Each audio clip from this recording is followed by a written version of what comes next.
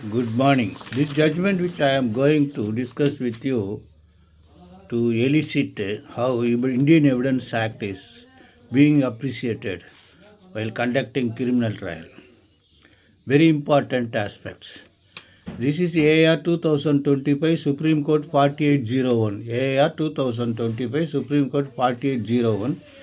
Nazim and others versus State of Uttar Pradesh.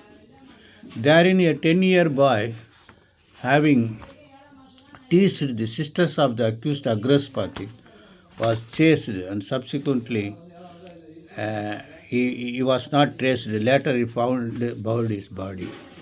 And there were 7 accused and only 2 were convicted, others were acquitted.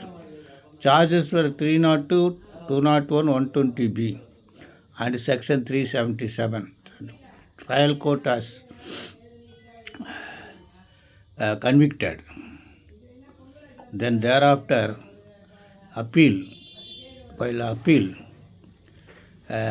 dismissed the appeal. High Court dismissed. But Supreme Court has acquitted on these following points. It is most important to note these points. Number 1, the FIR, though contains name of the assailants, 6 names, and 2 names were left. That names were well known to with them. Therefore, under Section 11 of the Indian Evidence Act, this failure on the part of the witnesses, the information about the other accused is showing the veracity of the prosecution. Subsequent attempt to implicate applicant at a later stage indicated possibility of false implication. So this what section 11 says, when facts not relevant become relevant, that section deals with that. Then question arises. Question of 60, oral evidence. The witness had deposed in a public gathering in connection with a marriage ceremony. He overheard accused conspiring to commit murder. Witness admitted that he treated the remark as loose talk and failed to report them even when victim went missing and was later found dead. Said crucial detail was omitted in the FIR also, which he had described. Delayed disclosure, improbability of discussion about conspiracy in a public meeting, a contradiction in timeline raised a serious doubt about testimony of witness. Section 60 says, oral evidence must be, in all cases, must be directed. Only his first fair knowledge must be spoken before the court. Then question of 106. The last scene theory. They have introduced 2 witnesses. However, both witnesses identify the accused first time in the court, doc identification.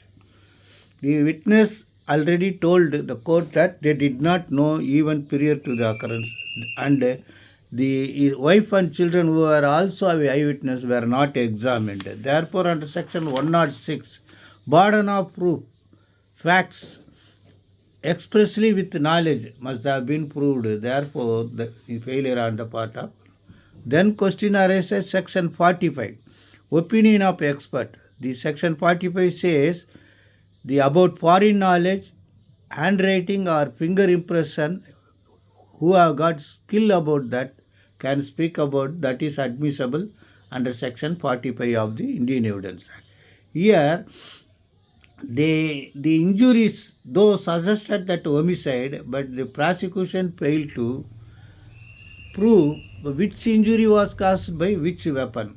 Therefore, the scientific evidence seems to be neutral and exculpatory, so they must not give due weight. So, and convicting the accused on the basis of doubtful ocular testimony of expert evidence was rejected. Then question arises section 3 of interpretation of clauses, wherein they say 10 years old boy is allegedly murdered by accused, but case of prosecution lacked a clear and proven facts. No evidence showed animosity towards the 10-year-old victim. Medical and forensic evidence did not link accused to the crime. Case was based upon circumstantial evidence. and fail to establish complete chain of circumstance. Then they apply some principle. They say, applying principle that suspicion cannot replace proof. Accused are entitled, suspicion cannot replace proof. This is AR 2025, Supreme Court 4801. Kindly follow, go through the entire of evidence. This will help you if you are a public prosecutor. This will help you, or a judicial officer.